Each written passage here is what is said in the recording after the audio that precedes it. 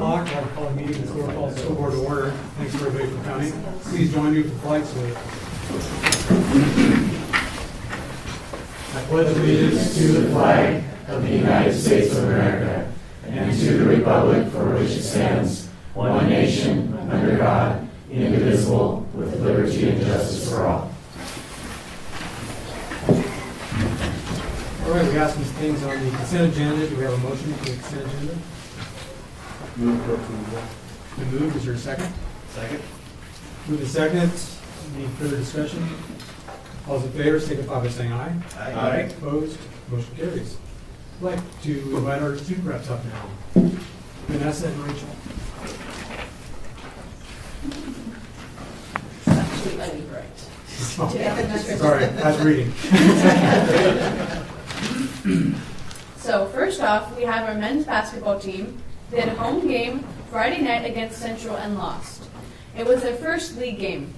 Our girls basketball had a game last Friday night at Central and won. It was also their first league game. They have a game tomorrow against Woodburn.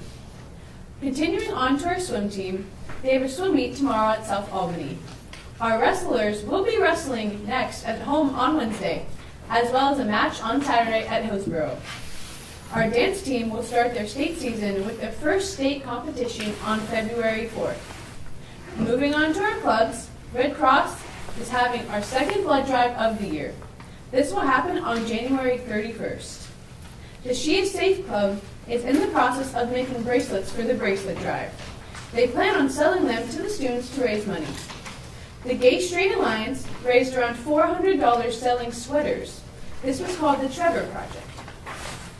Our speech and debate team has 2 more tournaments before the end of the semester.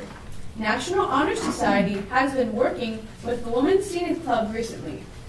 They have also had a bingo night for the Tree of Giving and wrapped presents for that as well. ASB is currently planning for our upcoming winter dance January 31st and started planning for the Mr. SHS beauty pageant. Las Aguilas is prepping for the Cesar Chavez Conference. FBLA Club has regionals coming up this very Friday. And our theater program has a big play coming up called Inherit the Wind, which will be performed at the end of February. We have also observed and experienced as high school students that our teachers have communicated with the students through online classrooms. Despite the weather, the teachers are keeping us on track and prepared for our finals coming up in the next few weeks. Good. And it's kind of funny. But since it's School Board Appreciation Week, we got you guys little gift bags and found this quote that I thought was good for you guys. The key to our success rests in people like you who embody the spirit of greatness by saying, yes, I can, and you can too. So thank you for all your time and effort you put into making our school district the best it can be. And here's a little gift to show you how much we appreciate you. That's so nice to you. Should I just leave them? That might be easy. Okay. Thank you. Rachel, I have a couple questions. You mentioned that there's a couple groups raising funds. Do you know what they're raising funds for? Most of them are just for their clubs. Like each club is for a different thing. Like the She is Safe project is for women's trafficking, and yeah. So the clubs internally use them. Yes, they extend them to charities usually. Right. Okay. Any other questions? You're already starting planning for Mr. SHS? Yes, Wow. we started last week. Hard to believe. Pretty exciting. Good. All right. Thank you. Awesome, thank you. Thank you for the tips. Yeah. All right, we'll go ahead and move into audience with visitors. I'd like to read a statement before we begin. I'd like to welcome you to the regular business meeting of the Silver School Board. We're glad you're here and welcome you to address the board at this time. Please be certain to sign in before you present. In order to ensure equity among speakers, the board will limit remarks to 3 minutes per individual. If a group of 3 or more wishes to appoint a representative to speak on its behalf, the board will extend the time for remarks to 5 minutes. There will be a second audience with visitors later in the agenda, specific to discussion and action items of this meeting. Would anybody like to address the board this evening? Okay, we'll move on. Discussion items. Proposed policy GBN JDA, sexual harassment. This is a first reading, and we're going to do this in two. We'll be trying to adopt this next meeting because it's required by case. I know Danny's anxious to get this in place. Are there any comments on that policy? I have one. I'm suggesting we remove the first sentence of the policy. It says the board is committed to elimination of sexual harassment in district schools and activities. Seems to me that it implies that we already have a problem we're trying to address, and it really doesn't have any effect on the policy itself. I mentioned that to Andy the other day as well. Yeah, it doesn't change the intent or the legal requirement of the policy. So if you were to begin the policy, it would be sexual harassment is strictly prohibited and shall not be tolerated, Right. Which is very clear and very direct. And it's also my understanding that employee training covers how to handle complaints and how to handle a unwanted advance and those type of things. We address those at the beginning of the year with staff development, with our staff handbooks, and also with training. We have online trainings that are specific to topics as this as well, so the employees do get it from a couple of different perspectives, including directly from principals for some site-specific training. Thank you. One piece of, we may want to consider adding into the bottom of the examples section, and I know that this is kind of may not be limited to, but maybe we should add some version there around electronic means, or electronic kind of communication. We have a separate policy that covers harassment, cyberbullying, electronic devices. Okay, so we don't need to necessarily, Right. because there is Yeah, kind we've of got that policy in place. And it refers to sexual harassment in that policy. Okay. Yeah. Thank you. All right. Move on to the district policy committee recommended revisions and deletions. You got a large packet, a couple of them in the mail. This is following our goal session in September, I guess it was, August, September. And this is the first batch of the revisions we've gone through. Most of these are just semantic changes and legal reference changes. Nothing of real consequence in the changes that are made. Anybody have any comments on this packet? No. All right, there'll be more coming. Thank you all, and Ron, for going through all this. Dandy. Steve. As a Well, reminder, first of this is the first of 3 readings for these policies, so if you do see something even in the coming weeks, surely make some adjustments if necessary. Andy, options for consideration for makeup days, physical closures. Each one of you received a copy of a proposal which addresses to this point options for making up. And I use the term making up because it's within the existing calendar except for one day. But the days as a result of the school closure due to inclement weather. So far this year, you've had 3 closure days. Those days were all in December. And 8th, 15th, and 16th. You've had some delayed starts and you've had some early releases. Those are not part of this proposal. We're actually just focusing only on the full closures, which seems most appropriate to me. So with that said, worked with the district administrative team and came up with a proposal that I think has some merit. And it's most important to recognize at the beginning that there are 4 goals or objectives of this plan. It would be easy enough just to say, if we miss 3 days, let's just add 3 days to the end of the year. All right, well, that's a solution, and that would work. But I'm not convinced that should be the exclusive solution, nor am I convinced that should be your first solution, especially knowing it's only January 9th. So those, for the sake of the public here this evening, objectives are to make up of missed student instructional hours, to minimize calendar disruption to students, families, and staff members, to preserve time for PLC efforts and professional development of all staff members, and provide options for makeup of additional closure days due to inclement weather for the remainder of the school year if needed. So with that said, the proposal does this. It converts the remaining 6 PLC early release days to instructional time. So those students would not go home at 1 o'clock or 1:30 time at the respective sites in each of the schools. Rather, they would stay here. They would make up approximately 12 hours. And on average, we have about 6 hours of instructional time, depending upon the building, give or take, in our schools in the district.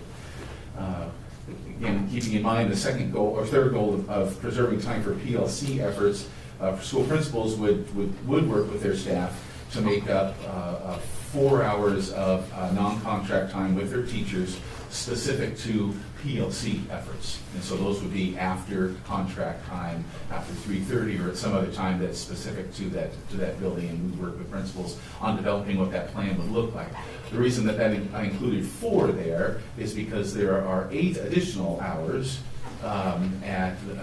with 1 day added at the end of the year that would be used for teachers to make up the remaining professional learning community or professional development time. So if we use the 12 hours that they'll not be getting by removing the PLC, early release times, for the remainder of the year, then this proposal makes up those 12 hours. So it still preserves that time, just in a different model, a different format for teachers to obtain.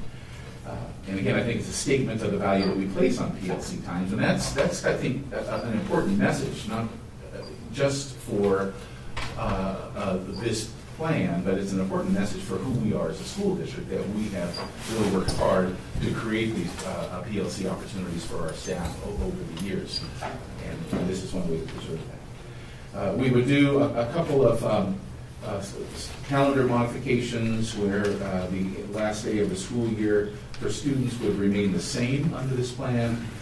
We would add 1 additional day, like I mentioned, for teachers. We would also bring back classified staff for that additional day. And again, classified staff members, they've also missed 3 days, just like teachers have. Classified staff members, you paid them for 1 day as per the collective bargaining agreement. So it would be appropriate to ask your classified staff to return. And in this case, part of our proposal is to include professional development opportunities for classified staff. And we have a number of those scheduled between now and the remainder of the year. Guess when? During early release time. And since this plan would eliminate those, it feels most appropriate to still provide classified staff that training just on the last day of the school year. So with all that said, that's the plan in front of you. It does provide for, if you approve it, 2 additional days if needed for makeup days. It would convert the parent-teacher conference on March 13th to an instructional day, and it would convert April 28th, which is grading and in-service grade preparation day, to instructional day for students. Students currently in the current calendar are not scheduled to attend on those 2 days.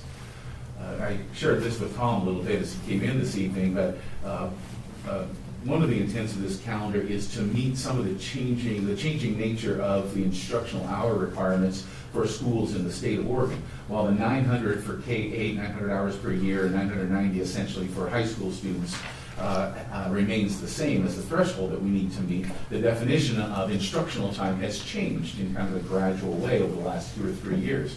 So we can no longer count parent-teacher conferences as instructional time, which we were able to in the past. We now cannot count professional development or PLC time as instructional hours, which we were able to in the past. So by making the conversion to from these early release days, and with these days like parent-teacher conferences and grading day, we're actually able to gain instructional hours within the existing calendar. And I think it lends to the intent, to the objectives of the plan, by not disrupting the school calendar very much, if at all possible. So again, this is the proposal that's in front of you for your discussion and your consideration. You as a board will have the ultimate choice to either approve this tonight, to add 3 days at the end of the school year, if that was your choice, to come up with a modification of the 2, some kind of in between, or not do anything tonight if you feel it's most appropriate to wait for another month. I'm not going to encourage that. I think your families in the school district and your staff members really would appreciate some direction from you this evening. And we do have as an action item later this evening. I think it is important also to note, Andy, that we do have a couple of major capital projects this summer. It's kind of important we hold that end date to allow as much time as possible to complete those projects during the summertime. That's a very good point. Absolutely. Yes, Andy, how many hours was the state minimum? You said 990? 990 for high school students, actually grades 9, 10, and 11. 966, I believe, for grade 12, and 900 for grades K through 8. Okay. And so where are we at right now with our current calendar? We, the current calendar was designed with all of the minimums in mind based upon last year's rule. So part of our review this year, we did discover that a couple of schools are just under the threshold, and I've already had conversations with those principals to say, we need to figure something out between now and the end of the year to reduce recess, to whatever it is, to be certain that we meet the instructional hours for those schools. But if we don't make up these instructional hours, then we have a real problem. We're in violation. Yes. So we're already at the state minimum already. We don't have, In a few of our schools. a few of them. We're getting close everywhere. So we can't just have a snow day and say, well, that's too bad. Well, that's right. No, if we did that, you would be out of compliance. Got it. Passport waiver. I asked Perfect. Andy, Got it. I asked Andy a little bit about this a couple weeks ago when we started, hearing some feedback from the community about, hours and just in the day. And it's not, like you said, some schools are different, and a lot of it based on their transportation, plan and how those are. So a few minutes here and there per school Adds up. can really add up and can throw some things off. So whereas some may have, and I had a community member discussion about this and instructing them, hey, some schools, they're over. But they're coming to make sure everybody else gets a minimum. And honestly, as a district, we all want our to be over. We don't want just to be minimum, right? We look at our graduation requirements that we ask when the state does. And we're going to stick to that threshold. So I think we got to look at, that there's a rationale behind this as to why certain schools are different. Not everybody's the same. By the nature of our district. Correct. I appreciate the work you did on this, Andy. It's a good document. Have we had feedback from the associations? Yes, and Marie Traeger Association, License Association President is in the audience this evening. I know she's preparing to speak during the second audience with visitors that she may want to share right now, if that's of interest of yours. Sure, come on up. Do I need to sign in first?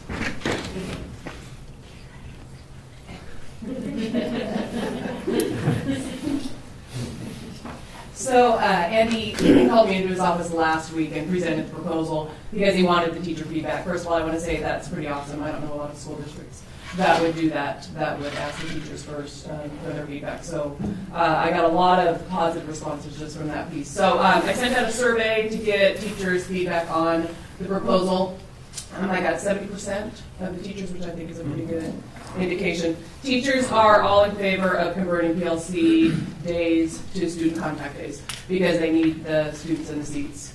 They're behind on the curriculum, etc. They're nervous about getting their PLC work done because they are committed to the PLCs. So to get that done, they understand that's after the contract, that's extra hours in addition to the other extra hours that they normally put in. They know it's going to be a difficult task to do, but they're in favor of that. Adding the extra day at the end of the year, they're not in favor of with the professional development and the PLC because that work is going to be accomplished beforehand for the students anyways. Their PLC work needs to get done for their assessments and the data collaboration with other teachers, so they have to get that done beforehand, so they're going to be working out how to do that, lunchtime, etc., to get the work done. One positive piece of our district putting money into technology means our teachers can work wherever they're at. They can be on their cell phones getting work done. So they had their heads up Wednesday when it was early release. They grabbed their laptops. Our elementary teachers grabbed their bags with all their work, and they went home and they worked for hours. I asked for how many hours they worked, and we had some people that put in more than they would have normally put in had they been in the classroom. So our teachers put the time in that they needed to be prepared, and they'll continue to do that because they're doing assessments and revisions and so forth to get through the school year. Great, thank you.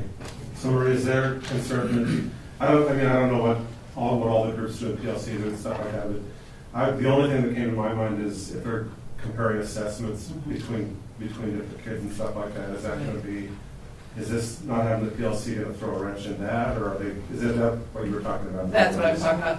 Okay. They'll get it done. Yeah. You hire good teachers and they're professionals and they'll do what they need to do to get it done, whether it's emails or conference calls or whatever they need to do, they'll get the work done for the students.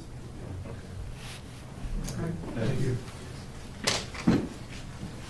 Any other comments? Yeah, Andy, thanks for putting this together. We hear from the teachers all the time, don't have days in June, don't have days in June, kids are checked out anyway.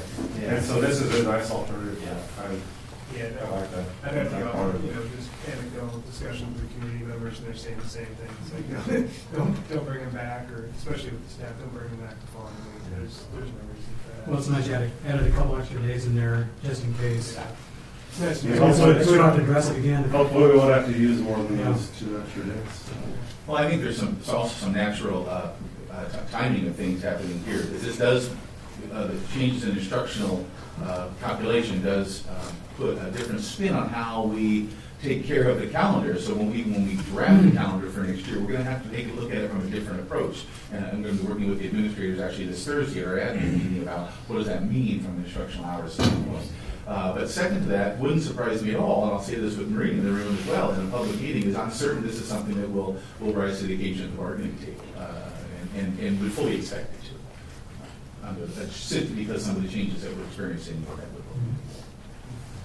Hey, just to clarify, this takes care of our 3 snow days already that we've had, and possibly 2 more? if this would take care of 2 additional The days. 2 additional to come, and we don't, this plan accounts for that if they occur. Correct. Okay. Okay, so we only got to start scratching our head if we get 3. Okay. It could happen. Yeah. But it's not. All right, Andy, we'll go ahead and move forward with the Division 22 standards and compliance.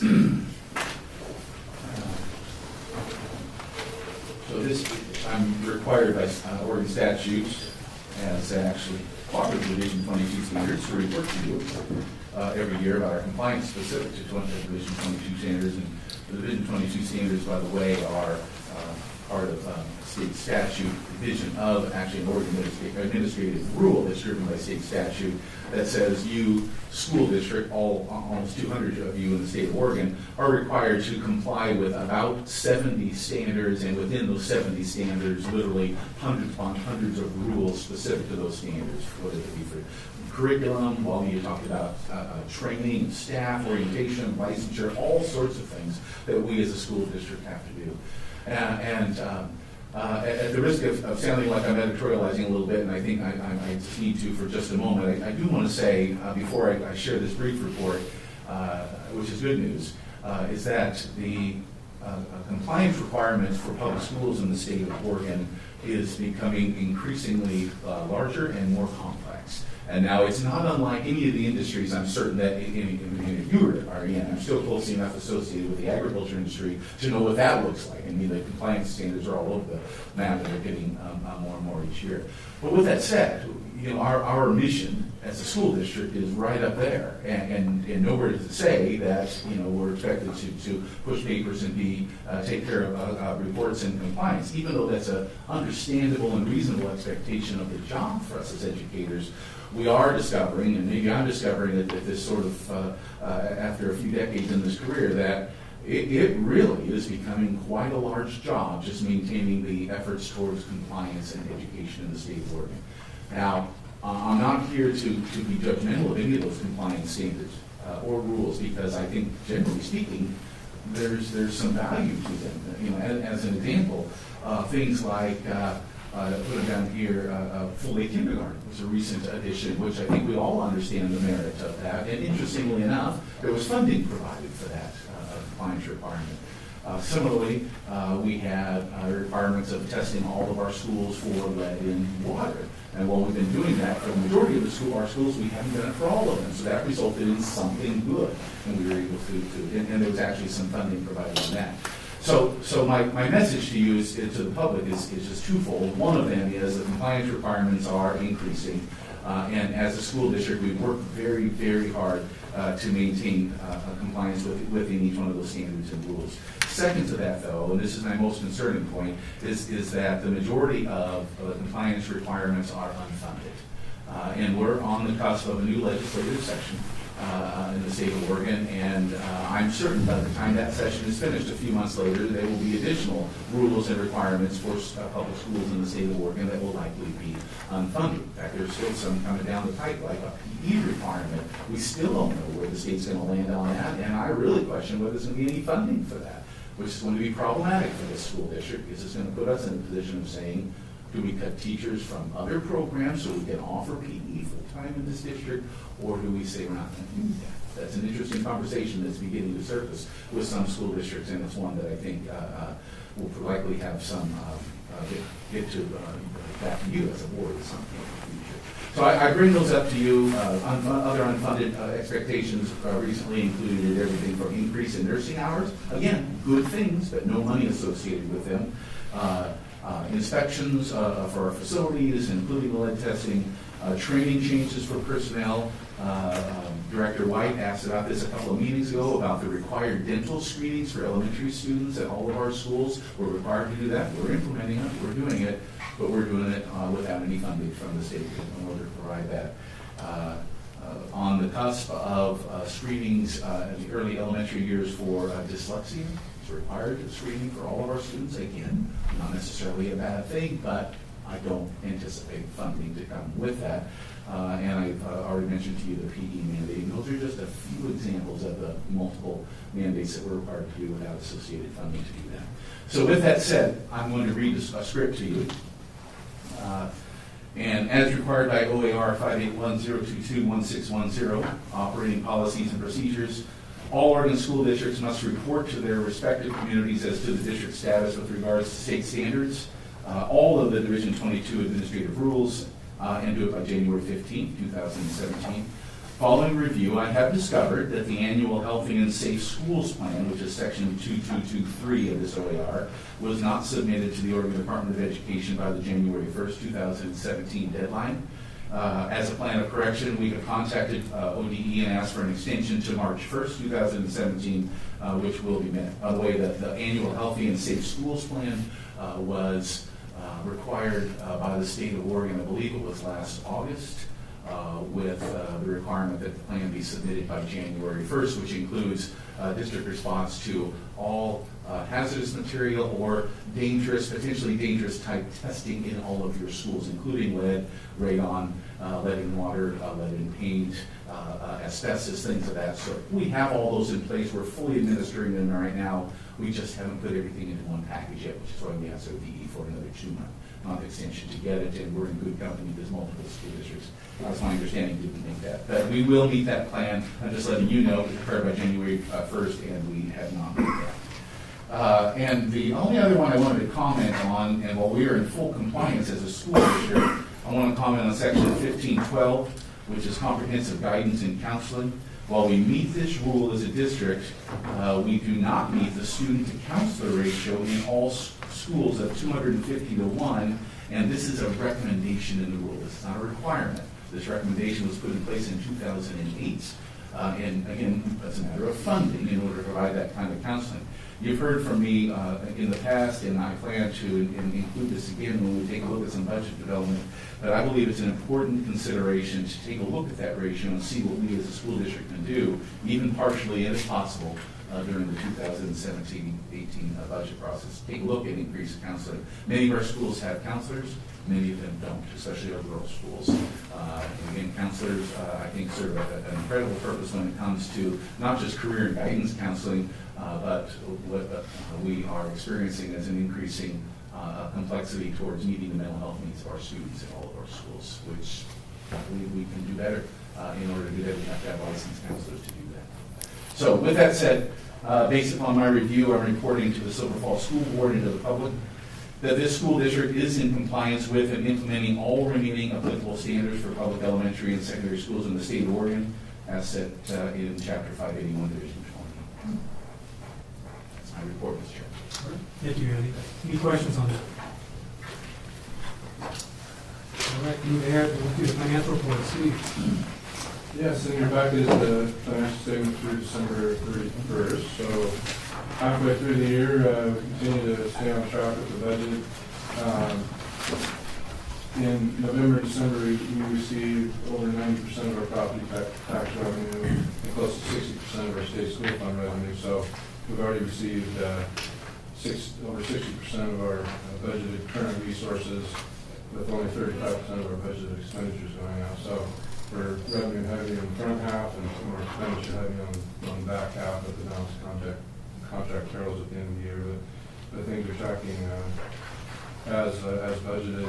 We did get our audited financial statement completed and back from the auditors, and we do plan on reviewing that in detail in 2 weeks on the 23rd, so we'll get that to you before that meeting and go through that. So. Thank you. Any questions for Steve? Appreciate it. I'd like to invite Suzanne up, come up and give us the food service report.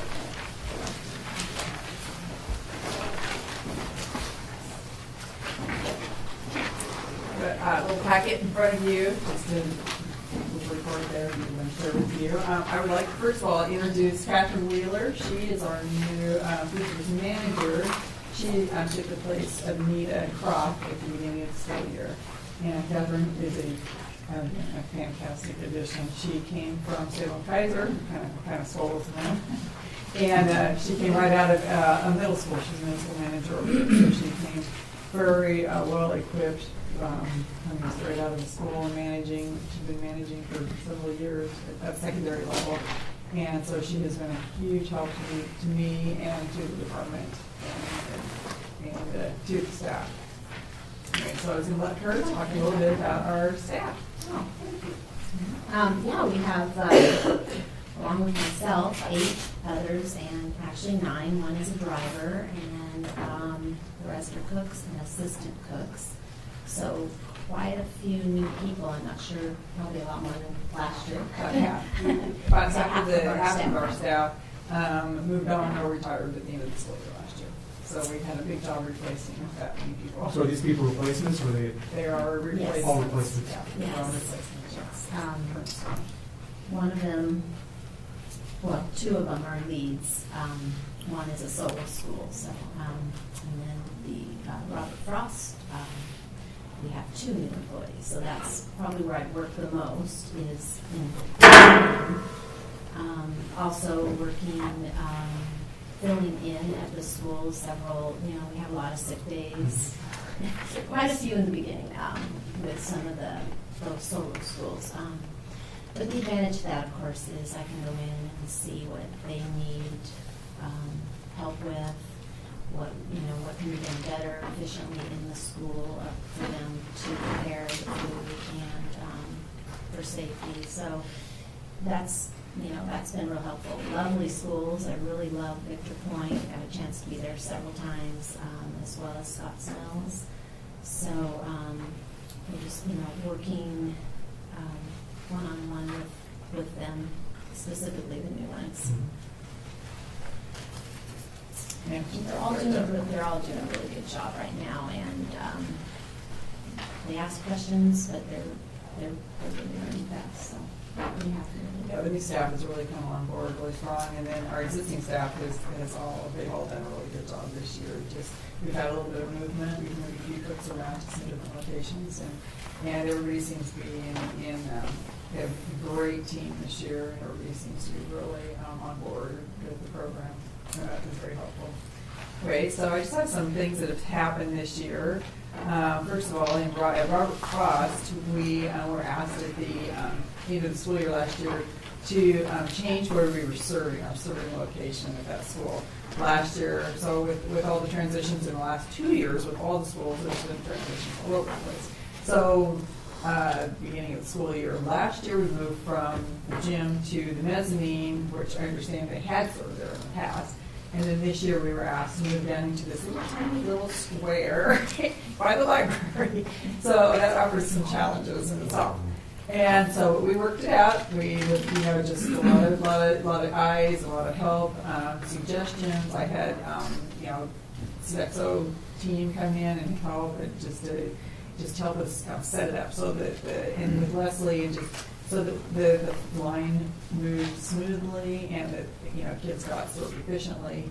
And that is a school too, where we had 2 brand new cooks, and so they were kind of deer in headlights because they were just like whoa, anyway. But they were so helpful, so came on board and it was kind of in one way they were easy to train because they didn't know any different.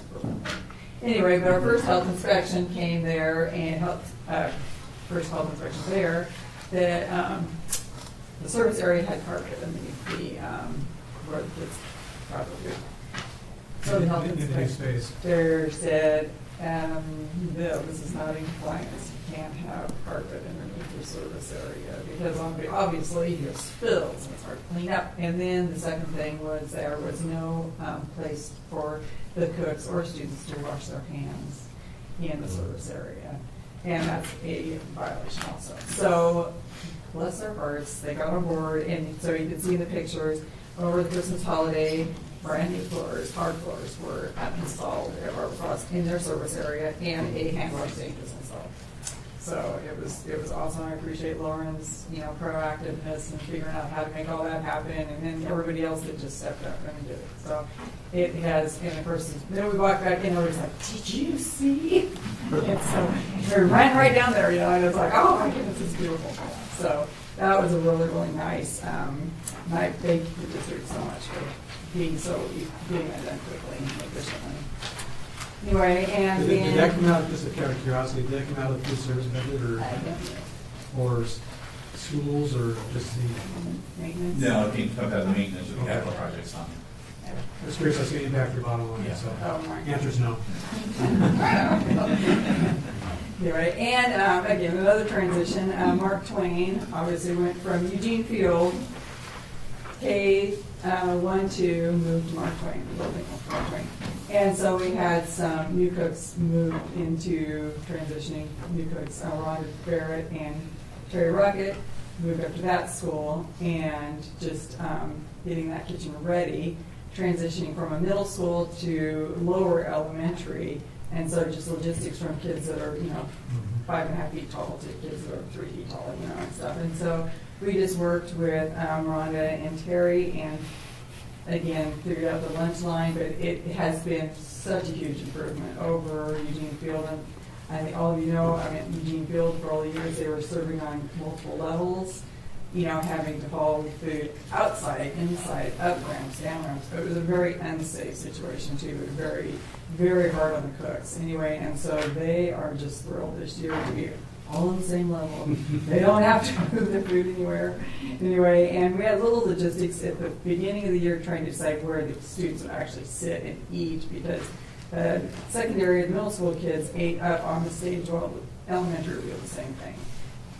They were a little concerned about space, but with just arranging tables correctly at their lunch times, they have done a really nice job. Anyway, they kind of played around a little bit, having them down in the gym, but then again, there's stairs and getting the kids down and up and safely and not spilling food and, So I think to the best interest of everyone, they do eat it's on stage, I guess that's what you call it, the stage area. Anyway, and then the second thing that we actually just actually started, but we've been working on it since last spring, was I approached the district as well as ODE about serving the after-school program for students at third Mark right now, CACFP, which is Child and Adult Food Program. So it's a federally funded program for after-school programs that qualify. So between talking to, I approached the owners of the daycare business that provide daycare for the district's after-school program, and then through speaking with ODE, applications, site visits, and finally we got final approval and training. We got final approval in December to finally start the program. So that is that will be and then of course all the snow days. So we only actually had, I think, eight, no, not 8 days. Anyway, no, it wasn't 8 days. About 4 days in December before everything happened. So for December, though, we did serve 108 meals. But of course, it took 3 or 4 months to do a lot more than that. So that will be a nice little boost for the food service department, revenue-wise. Good. So, Is that like a hot snack or a hot? it is a hot meal. We actually offer what they call a supper meal. There is options, you can do snacks, but a supper meal, the reimbursement rate is like $3.17 a plate versus a snack's only like 82 cents. And so it's much more beneficial to us, but to the students too, because they actually get a hot meal after school. They take they take it with them when they leave? Or? No, they have to, there's a lot of rules with it too. They have to eat at school, but they serve the students, pretty much they come in, the food is ready to go for them, and then they serve the students. One of the nice things is we did not have to add any labor. Our gals had enough time that they actually get the food ready, and then we trained the daycare staff how to actually cook the food and serve the food and keep track of all the records. So it's really nice to have it all absorbed, so we do not have to add any labor. So it's a nice clean revenue stream. Everything's done in school, and then they go over to special class. Yes. No, the whole program is at. It's at, okay. Right. Awesome. And so, right now, like I said, they serve 35 to 40 students meals a day. So, they are only in session when school's in session. So, it won't be, it's not, yeah. Anyway, so that was nice. That was a really nice cabinet program that we were able to implement this year. All right, and then of course, the new middle school. I just want to say thank you so much to the district and everybody involved in all the hard work and the time and effort and extra effort put into the kitchen. Part of it was, I think that we didn't really necessarily think that we were going to have to do quite as much work as we did. But then again, when the health department came in and to make it a commercial kitchen, we did have to actually put quite a bit, district had to put quite a bit more time and effort into it and money.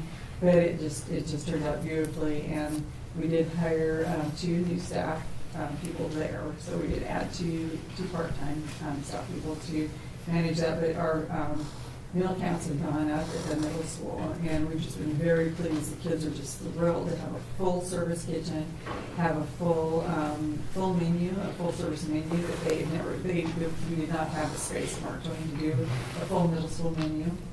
And so we've been able to implement that, and the kids have it's just been hugely well received. And so we've just been really excited to have a beautiful big kitchen that is very functioning and really is a good thing for the staff. Okay, so again, it sounds like that improved the revenue stream as well. Yeah, absolutely. Participation rate.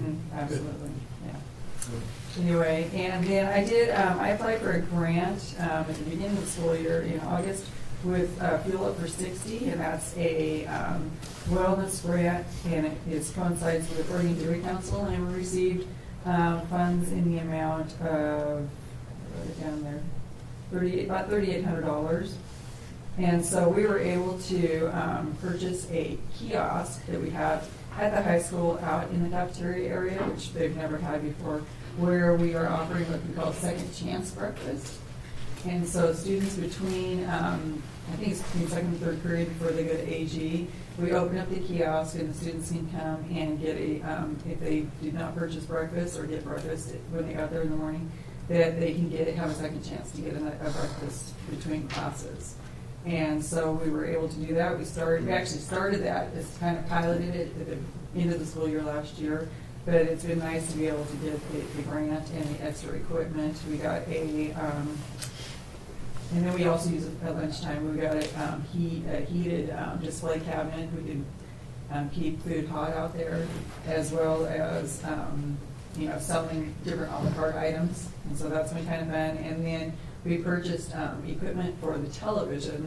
The school gave us permission to have the television that's right over the kiosk just for food service. And so we were able to purchase the digital equipment, and so we can do food service announcements and advertisements and everything right on that television where kids will see it. Anyway, and so that's actually really cool. It took kind of all fall to get the equipment, get it installed, but if you go over to the high school, take a look at it anyway. And I have access to it, and so I can change it and modify it and update it all the time. And so that's been kind of fun to do. Anyway, so we just got that actually up and running just when we got back from the holidays. Nice. So. Does the second chance breakfast, does it have any labor attached to that as well? Or no, we just, revenue? actually it is, unfortunately, the high school kids, because of just our free reduced ratio at the high school, it brings in about 12 more meals a day, but 12 more breakfasts a day is more than 0 more. Yeah. So, and I touched base with the gal that goes out and serves the students, and she just said that, she said, well, it could be better, but she said, she goes, there are some students now that have, there's 6 or 8 or 10 that really depend on it every day. And so it's a nice little, and it just takes, they serve the students for, 5 or 6 minutes. It's just when they're coming between classes and stuff. So, And it's got a second purpose too for the snacks. yeah, and so we were able to, use the kiosk and stuff for the lunchtime too. And that has actually, it really increased our revenue as well. It takes away some of the flow from the secretaries helping with the snacks, so we're trying to encourage them to buy the snacks out there so they can concentrate on the other food in the scramble area. Yeah. So. And one more thing, sorry, I just wanted to say that Catherine has been a huge help coming right out of the middle school. Most of you probably are not aware that the high school, at least in the 2 years I've been here, but then my history is that they have never balanced at the end of any day with their money. And so I had kind of approached them, it's like, why don't you make balance? And offer them, $2 to $8 every day though. But it adds up. And so I kind of questioned them on that, and they were just like, we never balanced anyway. So it was something that we really wanted to tackle this year because it really took some pretty intense training. And Catherine was phenomenal with her ladies, going in and working with them day after day after day, really, really worked with them and trained them and taught them how to balance their books at the end of the day. And they have done amazingly well anyway. And I just, even this week, I told her, I said, these women are phenomenal. Once in a while you get a little glitch, but for the most part, they are to the penny every day now. Good. And so That's important. it is very important, yeah. And so I just wanted to say, I just appreciate Catherine just having the time to go in there and just work with them. She probably worked almost 2 weeks with them, just training them, teaching them, training them, just holding them accountable for, counting money right and counting back change. So it's been really, that's been a really good plus. Is the second chance breakfast just for free and reduced kids? Or Yep. is it? Oh, okay. So anybody can go through and, I would think that'd be popular. Right. Can you speak to how the snow days have not affected you? Do we really have? I know it's an issue, so I would just highlight Yeah, for December, just the 3 days, we lost over 15,000 meals across the district. So that's, yeah. I got an email today about how we can maybe be able to create it on, getting some of those meals back. And but just, it's as Amy said, it's across the state, so it's not, just us, but it definitely hits our bottom line. Or we lose food that we paid for. Pardon me? We lose food that we paid for. We did some, a little bit, but we try to keep a pretty, keep a pretty tight rein on, the food. Unfortunately, the cooler at the high school went down right when we came back, and produce had already been delivered and milk, so we did lose about $600 worth of food, $500 or $600 coming back in from high school. But unfortunately, that's not anybody's fault. It just, it happened and stuff. But no, we were able to really absorb, use up most of the food. Probably the biggest thing we lost was milk, because we just didn't have those 3 days worth of milk that we had on hand already. But a lot of the stuff, we lost a little bit of produce, but we really the last few days, because we want them to use everything up, we don't have them over order. We have to really watch it. But most of the stuff, if it's non-perishable, can go in the freezer, and it's fine over the holiday, that kind of stuff. It's just the produce, but we didn't lose too much. It was just the milk we lost. About $300 worth of milk. And then, fortunately, the dairy won't take that back. Do you have any other questions for us? All right, thank you very much. Thank you very much. Good report, appreciate it. All right, Justin. Central Health, Rowden, and Title 1A.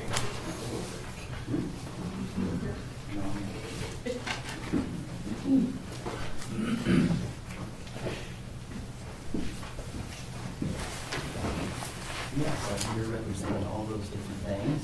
And happy School Board Appreciation Week. For title, our title dollars were figured differently by ODE and the feds, and they used a different calculation for determining how poverty-stricken our district is, and so we received about $100,000 less this year than last year. Where that really is felt is at the 6 title school level, because mostly about all they can afford is the staffing. And in some cases, they had to cut back on some staffing, which didn't necessarily result in people losing their jobs. They were just paid for out of a different fund. But those title budgets did go down. Again, title is for supplemental instruction in reading, writing, and sometimes, or reading, writing, math, and sometimes reading and math, and sometimes writing, excuse me. Our same 6 title schools, Mark Twain, Butte Creek, Robert Frost, Scotts Mills, Silvercrest, and so our allocations are still based on the number of schools or the number of students in each school to qualify for free and reduced meals. And that does not mean you have to eat school meals, you just have to qualify on paper. And in 2012-13, our district average was 45.06, and now it is 36.86. So more families are doing better based on that criteria. That's still subjective from family to family on whether you feel you're doing better or not. Any questions about Title I? Enrollment at Central Howell is 182. That's up. We were up at 185, but we've had a few students move. So 182 as of January 5th. We had 25 kindergartners. 6 are from Prattam, but only 3 of the 6 actually live in the Prattam resident area. 19.3% free and reduced meals, so we don't qualify as a Title I school. In September through December attendance, 73% of our students have 95% or better attendance, and 90% have 90% or better attendance. So we've got this gap between 90 and 95%, and we'll always have our kids who struggle with attendance for a variety of reasons. But there's always that gap between how do we get those kids from 90 to 95% attendance each school year for each student. Central Howell student breakdown: 103 Central Howell area students, 20 Silver Falls in-district students, and 59 out-of-district transfer students. 7 classrooms, all of the classrooms except for kindergarten are split grade level. On the positive front, our parent club replaced their old Oktoberfest booth that had been in place for many, many years, where we sell our fine deep-fried Twinkies and Oreos. And they built a brand-new booth that was mostly donated materials and labor by our parents. They just took that project on, and they went crazy. They built one first-class Oktoberfest trailer.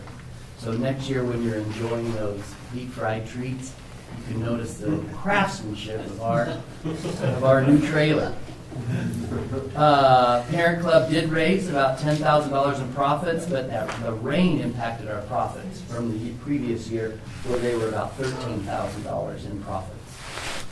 All students this year at Central Howell have either a Chromebook or a laptop in their hands in grades 1 through 8 each day, all day long, depending on how their teacher wants to use it. And our kindergartners do have some new iPad minis and some desktop machines available. We offer after-school band, so if you were fortunate enough to come to our school Christmas program last Thursday, we had to postpone it because of the weather. A few years ago, Mr. Duffy only had about 6 kids. Well, he had 12 kids on stage, and they played very well.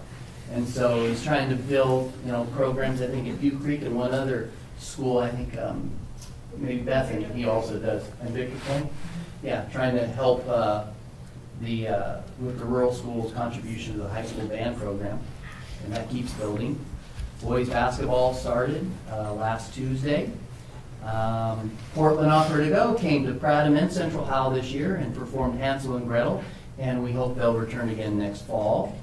We continue to see a decrease in the number of office referrals, and we rarely see anyone from a recess problem, but that's because recesses are only 15 minutes. We had a really nice fundraiser for the holidays. Our 2-3 teacher, Ashley Purcell, organized a shoebox drive for needy children overseas. And so I think we mailed 23 shoeboxes full of donated items from toothpaste, deodorant, crayons, whatever could fit nicely in a shoebox, and they were all shipped off. And then you can track, apparently each box had a code on it, and you can actually track where the shoeboxes go in the world. Our parent club, very generous, kicked in $4,000 to help our school purchase 65-inch 4K TVs for each one of our 7 classrooms. And the associated cables and Chromecasts so that a teacher can remotely stream from Google Chrome anything that's on their laptop computer to the TV. It's the kids love it, the teachers love it.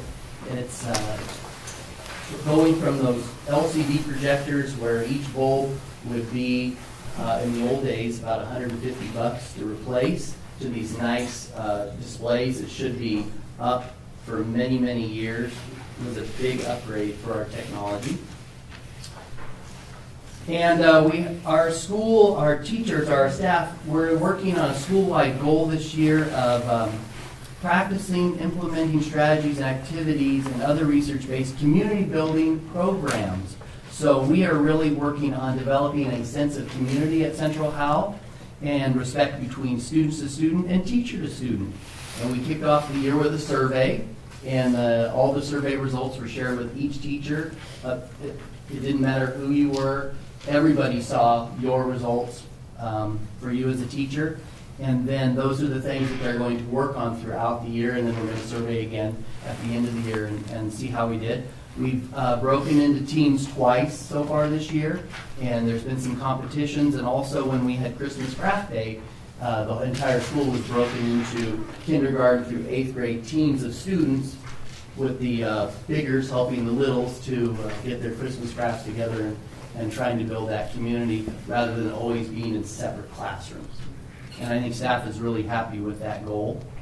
And the biggest challenge at Central Howell will be budget times and maintaining current staff. If budget times get difficult, that will be tough.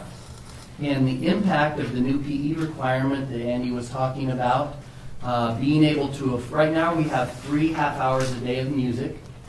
And so depending on the requirement, will we be able to afford both? If we can't, how much music will we be able to afford? And if we have both, if we're fortunate enough to have both, music currently is on the stage, which is in the gym, but when you're using the gym all day for PE, music would have to be on the park. So those are some of the big challenges that we have ahead of us at Central Howell. Questions about Central Howell? Heard before, you mentioned survey that you did. Were there some common themes?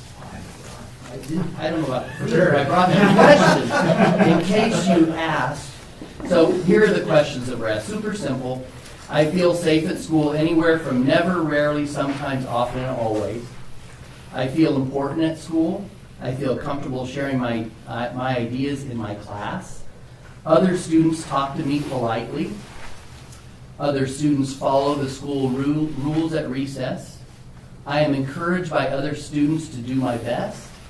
I am spoken to respectfully by adults that work in the school. The adults at school encourage me to do my best. My teacher greets me by name in the morning, and my teacher talks with me about my interests other than school. So we'll use the same exact survey to compare. We did the survey. I gave them the results from SurveyMonkey, and then I sent it to them again to remind them of what they were working on, because they have their mid-year progress check coming up on January 20th in Talent Ed, so they have to do a little write-up for that. Pradham is at 73 students this year in grades 1 through 8. We're at 11.69% free and reduced meals, which makes us not eligible for Title I. We have a very active parent club, and they have a nice nest egg. They're super generous with their money as well. We just did the National Geographic Geography meet today, and Reed Gilliam won again for the second year. He won as a 5th grader in our school contest, and this year as a 6th grader. And that's a big deal at Prattam, the GOB. September through December attendance, 73%, just like at Central Howell, have 95% or better attendance, and 95% have 90% or better attendance. Prattam is 33% district transfer, 20% 33% out of district transfer, 20% in district transfer, and 47% Prattam school attendance area residents. Girls basketball, big surprise this year. Girls basketball won the middle school Rural League Championship. They went 8-0. That was a huge surprise because I'm not sure. They may have won 1 or 2 games the previous year, but they really stepped it up. And Was that the combined team? Combined Evergreen and Prattam, that's right. Just want to clarify that. Small school representation. That's right, they had some key contributors from Evergreen. Yeah, great. Yeah. I read about that in Oregon. That's right. That's right. Us and Westland, that's right. Boys basketball, it started last week, and we'll have about 12 to 14 Evergreen and Prattam kids. We are having our annual pancake feed, so you can put this on your calendar. Saturday, April 22nd. Please come by and have a great breakfast and win some prizes and participate in some raffles. And we have a Prattam parent who is an artist, and she now offers art classes after school 1 day a week for about an hour. And there's like 20 kids down there, and their parents come and pick them up when it's all over. And it starts about 2:15, 2:05, 2:15. They're there about an hour, and staff is usually there until 4:30. So there's always lots of supervision along with the parent down there in the basement, but it's very popular with students and their parents. The big room organized a sock drive, and so later this week they're going to take over 300 pairs of socks down to the Union Gospel Mission and donate those. And they also have a school-wide goal for establishing a culture of learning, and they're working on they are working with all the students to continually promote learning is important, having high expectations for learning, pride in accomplishments, hard work and persistence, taking responsibility for their own learning, taking responsibility for their behavior, and staff is very happy with that school-wide goal as well. The biggest challenge for Prattam is taking care of that building because it is an older building. Our parent club, through Ben Johnston, just completed that big septic field project that I think it took several years to finally get that completed. But now, because that project is complete, it allows him and the parent club to approach the district on building a bathroom onto the gym. Because if you've been at Prattam, whenever we have an activity in the gym, you have to open up the entire school to access the bathrooms down in the basement. So that hopefully will be, they'll hopefully be approaching the district on a new bathroom someday, and maybe even more projects tied to that gym area. Any questions about Prattam? Okay. Thanks very much. Thank you. All right, Greg Cox, I think your first report for the board. All right. Mark Twain Elementary. So obviously the biggest obstacle was actually getting moved in and getting functional, and our staff did a great job of kind of getting classrooms ready and welcoming the kids in. So very excited with the move, and things have gone very well. We have about 315 students. We actually only have one blended classroom or split classroom. It's the first and second grade split there. Our parent-teacher club was very instrumental in kind of helping us move in and beautification projects, painting anytime we needed, some resources, money, things to purchase, they were right on top of that. They actually started off the school year and purchased a Splash Math, is the name of the curriculum. It's an iPad curriculum, just additional resources for the students, but they actually purchased the entire curriculum school-wide. I want to say that was probably about $1,700, and they purchased that up front for us. They also purchased headphones for every single student. We're at Mark Twain Elementary, we're 1-to-1 for our iPad, so every student in the building has their own iPad in the classroom. So their teachers can implement assignments, and sometimes when kids are sick on extended time, they potentially can send home some homework through the iPad and stuff. So the parent-teacher club ended up purchasing headphones so that every single iPad has a set of headphones. So helps us with kind of preventing the spread of head lice and things like that. It makes parents feel at ease when their student has their own set of headphones. So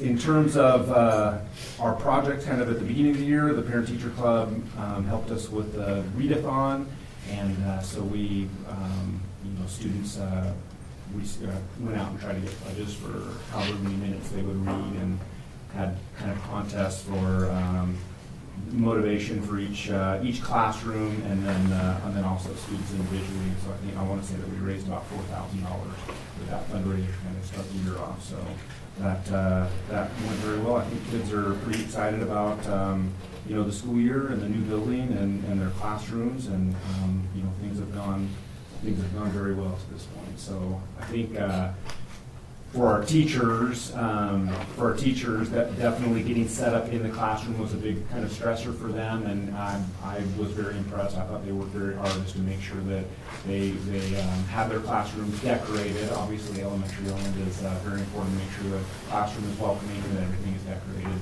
for the kids when they come in. So our school-wide goal this year was to begin a 3-year process of implementing PBIS, or positive behavior intervention strategies within the school. And so we work really hard to kind of eliminate, I guess, the negative when we talk to kids. So instead of telling them not to do something, we try to recognize them for the positive things that they are doing. If they're walking in the hallway or being respectful, our three school rules are be safe, be responsible, and be respectful. And so we try to tie back when we communicate with the students, and that's very important to setting up the PBIS model within your school. So the other thing that we try to do is streamline and use technology to improve the process that we track referrals and gather referral data so that we can understand what types of behaviors are occurring, where they're occurring, what grade levels, what areas of the school.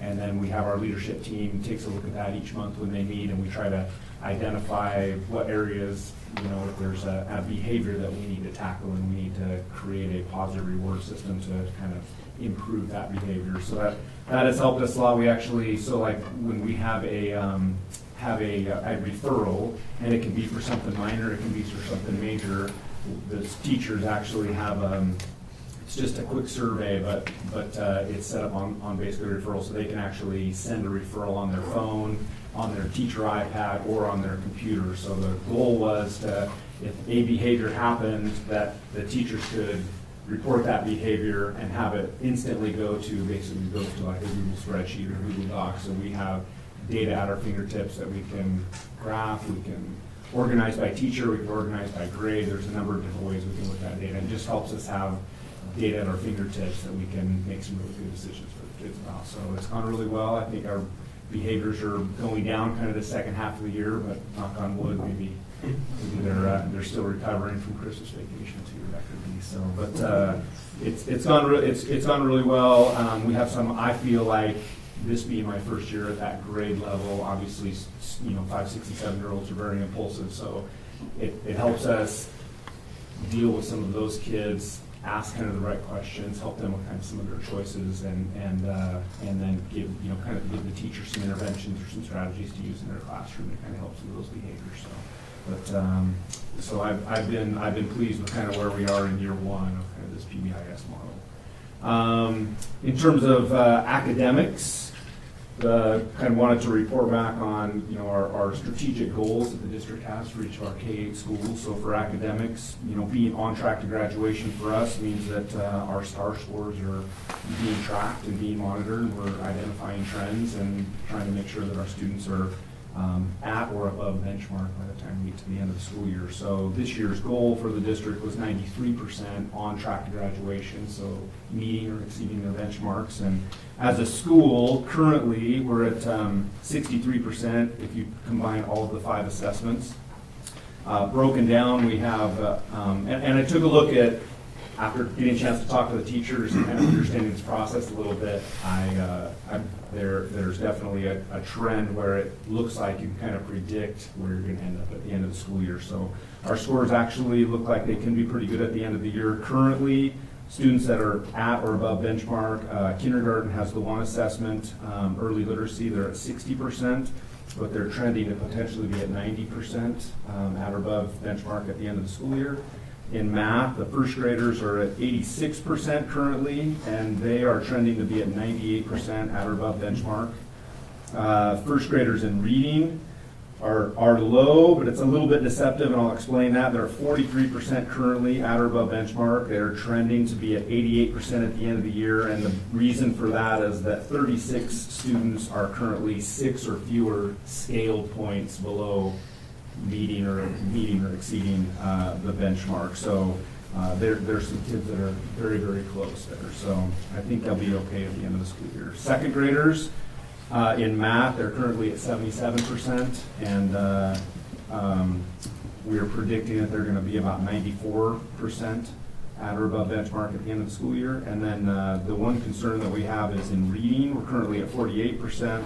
And it looks like by the end of the school year, we're going to be at 66%. So we've been having some conversations about some things that we need to make some adjustments on, or students that we need to identify, or some interventions that we can put in place to improve those numbers. So I think we're doing okay this year, and academically, and it's also a learning curve a little bit for me. So I want to make sure that I'm getting as much information from the teachers as I can, and try to make some good decisions for the kids so that they're in a position to move on to the next grade level. Attendance. For attendance, we every student will attend 95% or more school days. So Mark Twain, we're currently at 94.26. That's just to date. The secondary, one of the indicators that you as a school board gave us was the first month of school was supposed to be perfect attendance. So for this year, the 2016-17 school year, that goal was 80% of the students will have perfect attendance. We were at 65%, so we had 205 kids at our school had perfect attendance the first month. So in talking to the staff after that first month was over, we're going to try to communicate a little bit better with the parents. We obviously have orientation at the beginning of the school year, so try to communicate with the parents about the importance of attendance, and then our goal of trying to be perfect attendance that first month of school. We'll see what we can do with that number next year. Couple of challenges here at our building. Moving into the new school, we've had some remodel challenges. So the first one, and I've had some really good conversations with Andy and Lauren, but the restrooms being retrofitted to accommodate 5, 6, and 7-year-olds compared to being, having 7th and 8th graders. I think being that building, we have some kindergartners that have a tough time in the restrooms and getting to the sinks and stuff. We're not, I think, where we need to be. We have a plan in place where we're trying to target one set of restrooms, the set of restrooms to the north end of the building down the classroom hallway. We're going to try to put a plan together where we can lower the sinks, basically, make the countertops a little bit more narrow, and then move some soap dispensers and paper towel dispensers, and then also you're lowering some urinals in the boys' side. So try to tackle that over spring break is the goal. We're we definitely have some behaviors in there, and it's kind of tough on the kiddos in there. We have some schools in there and stuff. So, but we have a plan in place. I think that's going to be a reality. And Lauren and I met, and I met a couple times with Andy. So we think we have a plan to address that. So that'll be welcome for sure. And then the other set of restrooms, we're going to take a look at remodeling those in the summer. Just try to fix those. We have some older sinks in there, so I think the hand washing is kind of our biggest area, and we want to try to address that over the summer. The second challenge, and actually part of the, we actually got some really good information. The district in general got some really good information during the walk audit, or the day that we had community and city and a number of folks after school, and just pay attention to the congestion and the traffic and what routes the kids are taking when they're walking home or being picked up by parents and those things. So the sidewalks definitely kind of being an issue, just a little bit older sidewalks and kind of the unevenness there. In some areas around our school, we don't have sidewalks. And then the lack of parking is probably the biggest thing. The configuration is changing at Mark Twain with the transition of 5, 6, and 7-year-olds, because obviously they're very dependent on their parents. So after school looks very different now compared to what it was when it was in middle school. So we have a lot of parents that come and pick up their kids, and we have a system in place that make sure the right parent is picking up the right kid, and that takes some time. So parents have to park and they have to come in, and it's a lot of kids. We're at 315 kids, so there's a lot of parents that come and pick up students on a regular basis. We have a pretty good system in place, and it tries to get them in and out of there. And after school has actually smoothed out a little bit. Before school, the mobile drop off is kind of, we're trying to figure that out. But our neighbors have been pretty patient with us, and I think the parents have done a nice job of at least respecting our neighbors and not parking in certain areas, and then allowing neighbors to get out when they need to go to work and things like that. But we, especially I've noticed when our weather is inclement, more parents will drop off when we have late start days. I would estimate that our mobile drop off almost doubles. So we will have the whole front parking lot plus almost the entire length of church is mobile parking, and they're waiting to get out of there. So we try to get those students in the building as quickly as possible. But the lack of parking around Mark Twain with our K1-2 configuration is definitely a challenge that we have there. So any thoughts on that? Yeah, we've talked about a couple of areas. We do have some space to the north. On the other side, there's a shed there that's used for kind of wood construction. The maintenance and custodians have some storage and some equipment out there. There's some area that maybe could be parking. I know that I had some conversations with Andy, and he's talked to the city a little bit, or they've begun some conversations about basically finishing church, for lack of a better, church just kind of ends at the end of our building. There's no sidewalk, there's no planned place for water to go. So once you get to the end of Mark Twain, it's kind of the end. There's a little bit of concern there. Hopefully we can put a plan together, but we're making do. We're doing the best we can, and we try to communicate with the neighbors, and then I try to make sure parents are at least sticking to our plan. So we have it as smooth as we can get it right now. So.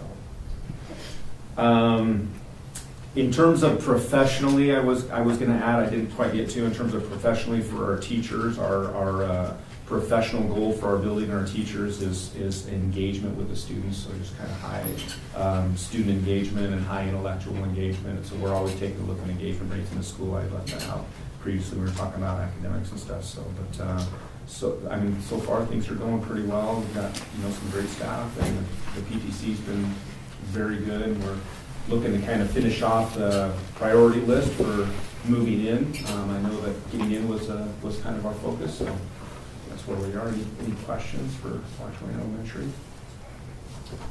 Because I have one. You mentioned the PBIS and the work you're doing on behavior. Do you have any success stories you can tell?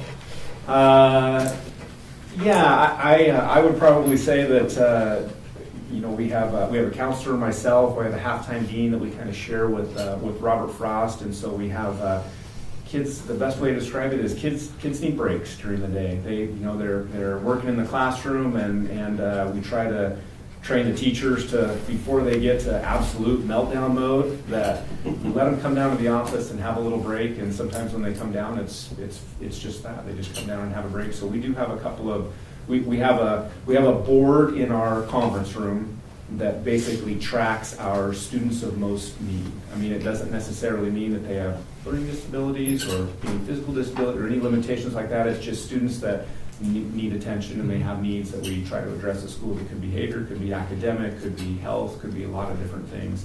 And we update those every week, and we revisit those as a staff. But there are definitely some students on the board that one specifically has been placed at Butte Creek most recently. We did we worked closely with the special services and worked out a transition where got a chance to visit and take a look at that program looked like. Decision was made with parent support, and everything went smoothly. And so that student started when we came back from Christmas vacation, and by all accounts, things have been going pretty smooth. We kind of try to check in and see how things are going. So that definitely is one good one. And then we have some other students that we've been working very closely with parents. So sometimes they have pediatrician they go to, and they have other resources they're trying to access, and kids have been settling in nicely. Academic scores have been going up, referrals have been going down, and they're enjoying their time at school. So there's 2 or 3 of those, without naming names, that have been going very well. Anything else? Great report, thank you. All right. Any board reports this evening? I just wanted to, just one little quick thing, just kind of a smaller recognition I just wanted to give to Andy about just a little thing that we received as a board, an email on with the sale of property, the purchase of Grant Street. For I don't think maybe the public understands that on many levels, many hats that Andy wears, and one of them is helping negotiate, and speak on our behalf as a board and as a district, and negotiating a sale of a property is never easy, or a purchase of a property is never easy. But you think it's very transactional. But then we received a letter from the Douglas family, Maura Douglas, who was acting on the family's behalf to sell the property, commending Andy on his level of respect in his dealings with them, and just what how they honor her parents' legacy of importance of education, she here in the email said, in honor of my parents and their humble lives, the proceeds from the sale of the home will come back to school community in a couple of different ways. That they want to establish with the Alumni Association, create a scholarship fund in his name. And I know that there's a long time coming, but I do want to thank Andy for his dealing with them, because they specifically point out in this email that because of how well that they were treated during this business negotiation, this transaction by our superintendent, by Andy, that this is how they feel moved to help donate some of the proceeds back to community education. So I just wanted to make sure that people understood what you do. So thanks again. Thanks for that, appreciate it. All right, this time we'll go ahead and open up with the second audience for the visitors. Would anybody like to address the board? Let's see. Seeing none, we'll move ahead to action items. Have consideration of resolution 19/2017 to make up closure days due to inclement weather during 2016-17 school year. Is there a motion? I had another question. You need a motion first. Well, by Robert's rules, we should have a motion and a second. So Move for a second. second. Move second. Okay. My question was, after hearing Marie talk about the teachers and make up the PLC time, is there a way to work and I know teachers would probably have to work, at the end of the day or something, but is there a way to keep track of teachers' time and make up that 8-hour day from now until the end of the year instead of having that last day? If there's an issue around the teachers, completing their PLC work in a timely manner that best benefits the kids, that's all I'm getting at. Is there a way to do that, or is it too hard logistically, or, are different buildings combining for PLCs? Is there a way to do that? See what I'm getting at? Sure. And with the proposal, we tried to put it in the most understandable and simplest terms. So if we're removing 12 hours of PLC time, we tried to find 12 hours of PLC time. And admittedly, and I'll tell you that 8 hours on the last day of school is not the most ideal time for PLC work. But I think we can craft efforts to make it as productive of a day as we possibly can when it comes to PLC work and professional development. So with that said, we're already, with this proposal, asking teachers to put in 4 hours of non-contract time. So so beyond the 3:30 time, or that they work out with their principals for PLC effort, with that combined with the 8 hours totals to 12. Sure, we could make it 8 hours, we could make it 12 hours even, if I think that becomes increasingly complex as the year goes on, especially to try for folks to stay that larger number of times after school. And there may be other options for consideration, Tim. We haven't looked at much more. Yeah. I will put this out there simply because it's been voiced by the school board in the past when we've had discussion about makeup days.